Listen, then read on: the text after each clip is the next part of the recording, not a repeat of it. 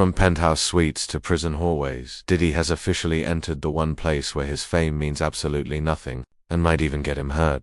This isn't some cushy celebrity sentence. Nope. Fort Dix is where things get weird, violent, and dangerous. And inmates, they've got nothing to lose. We're talking fights breaking out over expired food. Group hookups happening in the shower stalls while the guards just look the other way. And yes, someone really did get stabbed over an onion. Sean Combs, once running companies, record labels, and award shows, is now pacing in circles for hours just to pass the time. His new job, assistant to the prison chaplain, private room, air conditioning, and plenty of whispers about whether he's getting special treatment behind the scenes. But not everything can be bought. One former inmate says surviving Fort Dix isn't about strength, it's about knowing when to shut up and disappear. And that may be the one thing Diddy never learned how to do. Because inside these walls, your past means nothing. Your money, nothing. Fame, if anything, it makes you a target. So now the question is, can Diddy survive this place? Or is Fort Dix about to break the man who once thought he owned the world? Stay with us, because what's happening behind these bars is far wilder than anything you've seen in the headlines. There was a time when the name Diddy meant one thing: power. Sean Combs built an entertainment empire, from chart-topping hits and iconic record labels to fashion lines, endorsement deals, award shows, and global influence. He wasn't just in hip-hop, he was hip-hop. This was the man behind Biggie, the man who turned Bad Boy Records into a cultural force. Clubs played his music, magazines chased his name, and for decades, he seemed untouchable. But under all the flash and legacy, something darker had been brewing. The cracks started appearing in the late 2010s. A growing number of civil lawsuits began surfacing, some accusing him of exploitation, manipulation, even worse. For years, these claims stayed just beneath the mainstream radar. Whispers, headlines that came and went, nothing that seemed career-ending. But by 2023 and 2024, those whispers turned into full-blown investigations. Behind the scenes, federal authorities had been building a case, digging deep into allegations of prostitution across state lines, illegal coordination of travel for illicit activities, and exploitation tied to his powerful network. Then came the moment that changed everything. On September 16, 2024, Sean Combs was arrested during a quiet raid on a private estate. It was no dramatic Hollywood scene, just flashing lights and a powerful man being silently taken into custody. The charges: 2 federal counts of coordinating prostitution activities across state lines. Serious enough to trigger a conviction.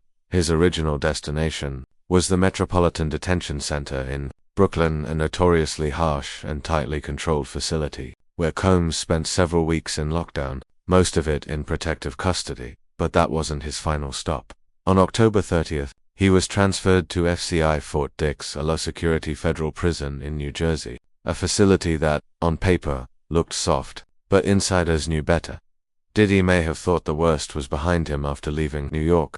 But what he didn't know, and what most people still don't, is that Fort Dix isn't just unpredictable, it's quietly dangerous. And for the first time in his life, Sean Combs isn't the one running the show. At first glance, FCI Fort Dix almost seems normal. No barbed wire wrapped around the buildings, no giant cell blocks stacked 10 stories high. Just rows of aging brick dormitories, chain-link fences, manicured grass, and guards who seem more relaxed than you'd expect. But don't be fooled. This isn't some halfway house for white-collar criminals. It's a boiling pot hidden behind a low-security label. And according to former inmates, the worst part of Fort Dix isn't what you see, it's what you don't. Officially, Fort Dix is home to just over 4,000 inmates, making it one of the largest federal correctional institutions in the country. It's classified as low-sec, which means less physical restraint, no bars on the doors, more open movement, and fewer guards per inmate than higher-tier facilities. But that loose structure comes with a dangerous catch.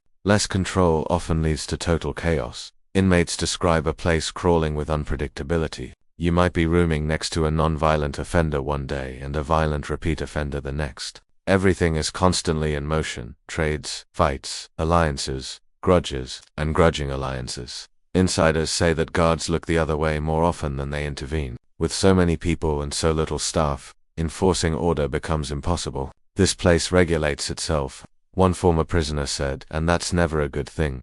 Unlike high-security prisons, where violence comes with heavy consequences, Fort Dix runs on an unofficial code: handle your problems yourself and don't expect help. One slip up, you're a target. Too quiet, people think you're hiding something. Too confident, you're probably next. And that's where the real danger lies, because guys like Diddy, who come in with fame, ego, and history, they're noticed instantly, and not in a good way. To the outside world, law security sounds safe, gentle, even, but the truth is far from it, because when nobody's really watching, anything can happen, and inside Fort Dix, it usually does. What Diddy didn't realize as he stepped through those doors was that fame wouldn't protect him here. In fact, it might just be the reason the chaos finds him next. When Sean Diddy Combs first walked through the gates of Fort Dix, the vibe shifted instantly. This wasn't just another inmate checking in.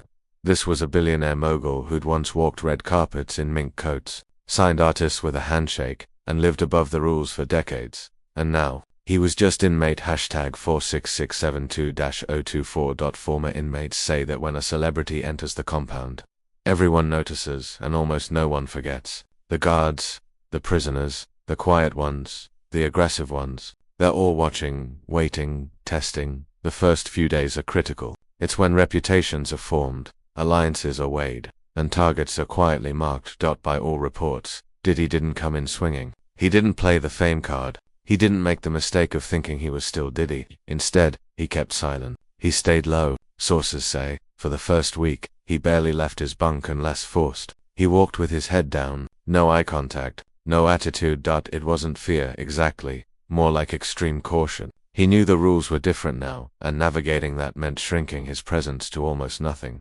One surprising detail: there were no perks waiting for him on arrival. No designer sweats, no private unit, no flood of commissary luxuries. He was handed the standard issue prison uniform like everyone else. Dull fabrication, stiff fit, totally unlike anything he'd ever worn outside these walls. Former prisoners who recognized him during that first roll call said he looked tired, disoriented, and anxious, like he finally understood this was real.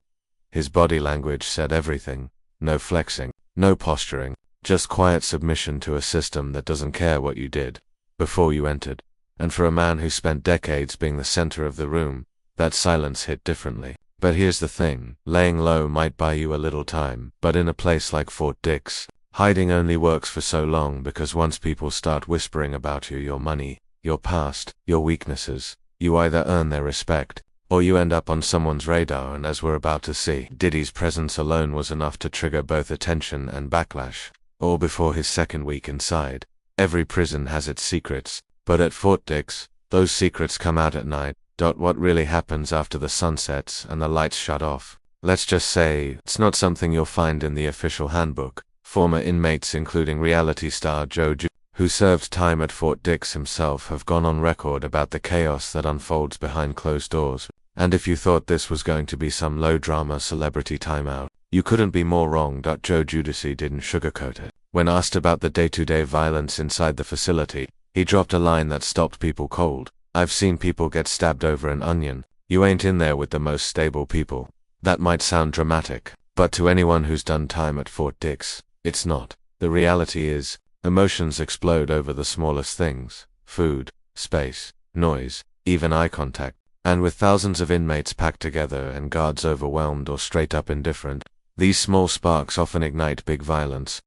But violence isn't the only thing happening after hours. Reports from Us Weekly and several anonymous former inmates describe what goes down in the communal bathrooms and showers, and it's nothing short of disturbing.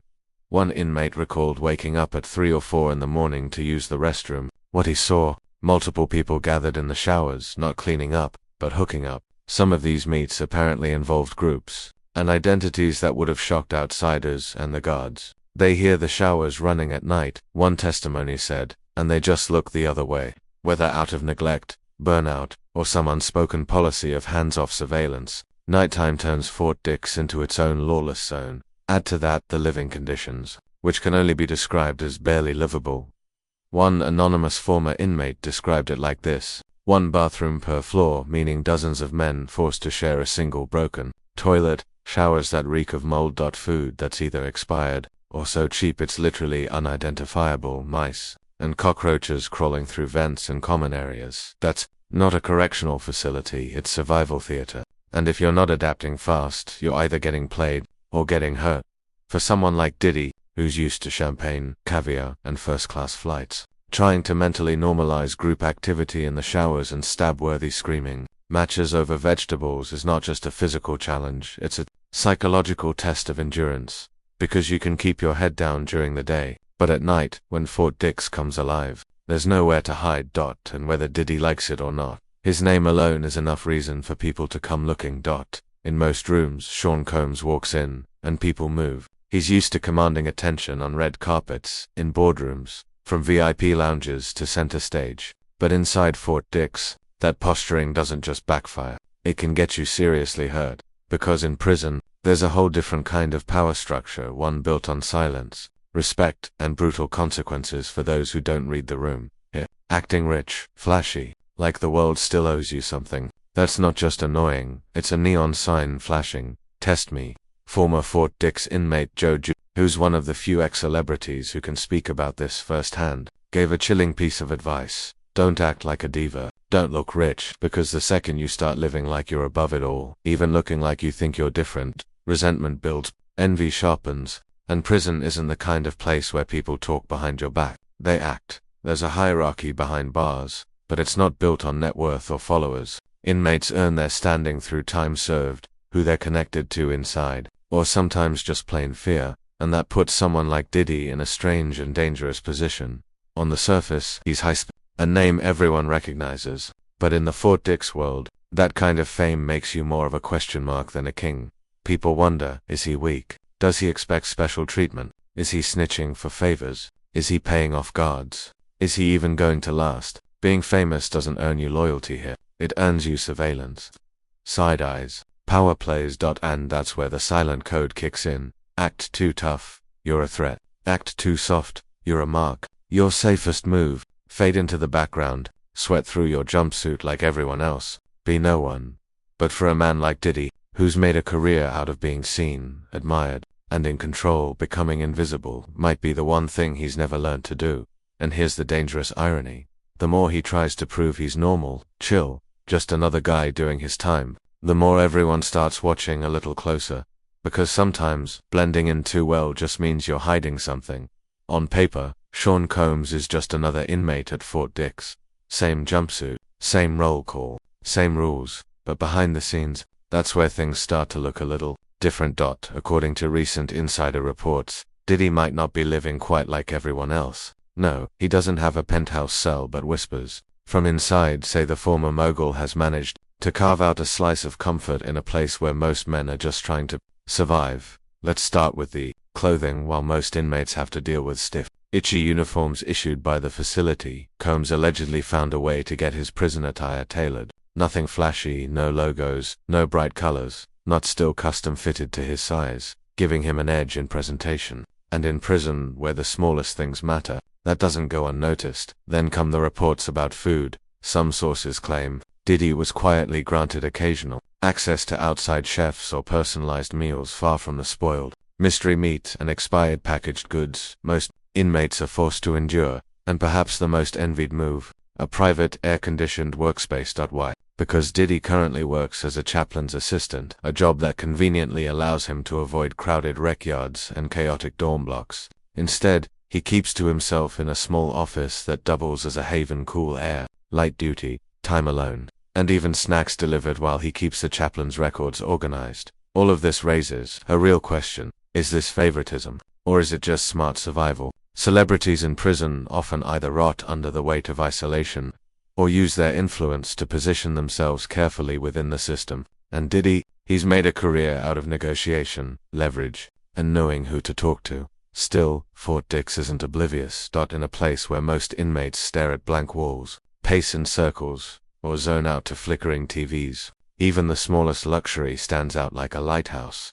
When one man is eating better, living cooler, and dressed sharper, you'd better believe people are watching. And jealousy in a place like this doesn't just burn quietly. It simmers, spreads, and eventually explodes. So whatever Diddy's doing to make prison work in his favor, it might be buying him time or painting a target right between his shoulders. Because in Fort Dix, comfort has a price, and the real question is, who's going to make him pay it? It almost sounds like a headline from a satirical magazine. Diddy, former hip-hop king turned chaplain's assistant, But this isn't some made-up parody. This is Diddy's real day job, now trading platinum records for prayer books and red carpets for office chores. Inside Fort Dix, Combs is officially assigned to the prison's religious services department. His job, assisting the chaplain.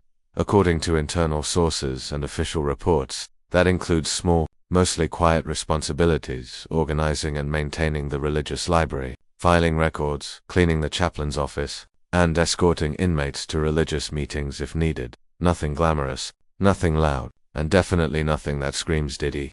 But here's the twist. This might actually be his smartest power move yet. See, this job allows him to work in relative privacy. The chaplain's office is one of the few places on site with functioning air conditioning, and more importantly, it's far from the crowded dorms, hostile rec yards, or volatile cafeteria blocks where most confrontations brew. Former inmates say jobs like these are highly sought after, not for the pay, which is negligible, but for the solitude, the access, and the insulation it provides from prison politics. That private little office, it might as well be his panic room. Minimal exposure equals minimal risk.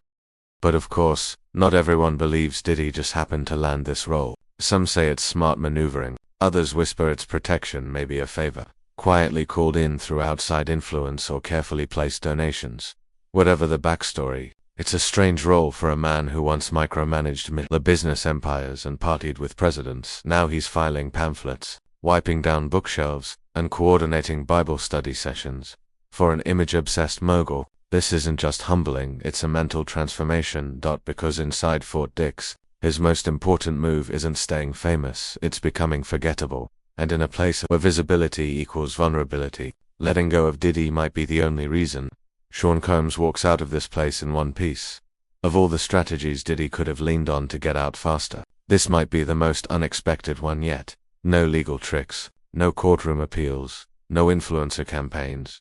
Instead, he's going through rehab, prison rehab. Sean Combs is currently enrolled in Fort Dix's intensive drug treatment program, a federal initiative designed not just for recovery, but for early release, if completed successfully. This program doesn't just clean up your record metaphorically, it can shave months off your actual sentence. For a man facing years behind bars, that matters a lot.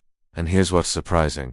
According to multiple inside sources and statements from his own publicist, Diddy's not phoning it in, he's taking it seriously. No eye rolls, no fake participation, no celebrity shortcuts. He attends sessions, he follows the rules. He's reportedly reflecting on past behavior, not just saying what the counselors want to hear, but engaging in the process. So now the question becomes, is this genuine redemption, or just classic Diddy strategy? Let's not forget Sean Combs has spent his whole life navigating systems of power. He knows the value of timing, he knows how programs work, and more importantly, he knows how to play the long game. But this isn't the kind of program you can just coast through. It's not about quoting a few recovery slogans and checking boxes. This is federal-level treatment, hard group therapy, emotional vulnerability, a structured schedule, monitored progress, and real consequences for failure. Mess up once, you get flagged. Miss a session, you're out. Fail the program, you could actually get more time tacked on.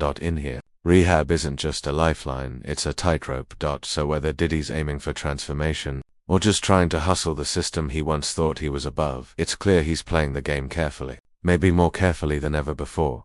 Because now, a little humility might buy him freedom, but overconfidence, that'll cost him years. If the violence doesn't get you at Fort Dix, the silence just might. Former inmates will tell you it's not always the fights, the food, or the filth that breaks you down. It's the mind games. It starts with time, or the feeling of time.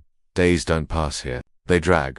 The clocks on the wall tick slower, minutes stretch into hours, and hours feel infinite. Even inmates who've done time at harsher facilities say Fort Dix has its own way of making the days feel empty, endless, meaningless. You start pacing, one former prisoner said. You start talking to yourself. You stare into screens that don't change. You forget who you were when you came in. And in a place clogged with inactivity, people look for something, anything, to feel alive again. That's why, according to multiple testimonies, fights can erupt over absolutely nothing. Not because someone wants to win, but because they want to feel a stolen radio, a rude look, someone breathing too loudly. It doesn't take much, stress naturally builds, but there's nowhere for it to go. One inmate described it like this. Your spirit goes flat. You either become numb, or you snap. There's no in-between in this place. And here's what makes that a real threat for someone like Diddy. His life was built on stimulation. His empire thrived off adrenaline, packed venues, never-ending schedules, millions of moving parts. Now he's in a place where the loudest thing he hears is his own thoughts, echoing off concrete walls. For most men, prison teaches patience through brutal repetition. For Diddy, who controlled multi-billion-dollar industries, this stillness might be the final test, multiple ex-inmates say. Fort Dix doesn't just punish you physically, it rearranges your sense of identity. Some people grow, some collapse, most, they leave more broken than when they arrived. And now, the unspoken question is creeping in for Sean Combs, not how long he can survive this sentence, but whether he'll actually survive himself inside it, because this isn't about serving time anymore. It's about whether the mask he's worn for decades, the mogul, the icon, the myth, finally cracks. For good. June 4, 2028. That's the date marked next to Sean Combs' federal ID number, the day he's currently scheduled to walk free. If nothing changes, if no time is added or reduced, he'll exit the gates of Fort Dix 4 years older, 4 years quieter, with 4 years of buried chaos behind him. By then, the world outside may have moved on. In that time, entire artists rise and fall. Social media platforms die and are reborn. The music industry he once dominated will have reshaped itself 5 times over, so the question becomes alarming. Is there anything waiting for Diddy on the other side? Early whispers already hint at what might be next. Some say he's planning a tell-all book, where he'll expose not just the music industry, but Fort Dix itself. Others claim he's quietly preparing a documentary, one that will reshape how the world sees his downfall, painting him as the misunderstood architect of his own redemption. There's even loose chatter about a comeback tour, timed to hit as soon as he's released. But here's the thing, no official word has confirmed any of it, because fame doesn't always age well. Power fades quickly when it's not being flexed. An image, that's the first thing prison strips away. So what does a man like Diddy really have left when the lights are off, the endorsements are frozen, and the entourage is long gone? More importantly, what kind of man will he even be? Will he emerge hardened and hostile, scarred and silent, or, somehow, sharper, more calculating, ready to rebuild an empire no one saw coming? Maybe this wasn't a fall. Maybe it was a reboot. Maybe prison didn't end his legacy. Maybe it paused it. Or maybe this is the story of how it all truly ends. Because when the private chefs are gone, when the spotlight's off, and even your name holds no weight, who are you then? This isn't just a celebrity downfall, it's a slow-motion collapse, a reality check unfolding in real time. Behind the headlines, behind the bars, this is a man stripped of everything he once used to define himself. Fame, power, control, gone. And what's left isn't just Sean Combs the entertainer, it's Sean Combs the inmate, fighting a mental and physical battle in one of the most unpredictable prisons in America. So now, the question's yours. When 2028 comes, will Diddy walk out humbled, broken down, or more dangerous than ever? Drop your wildest prediction in the comments. What's the very first thing you think Diddy will do the day he gets out? Will he disappear forever or step back into the spotlight with something none of us saw coming? Make sure to like, subscribe, and hit that notification bell, because this story is far from over, and trust us, what comes next might just flip the script all over again.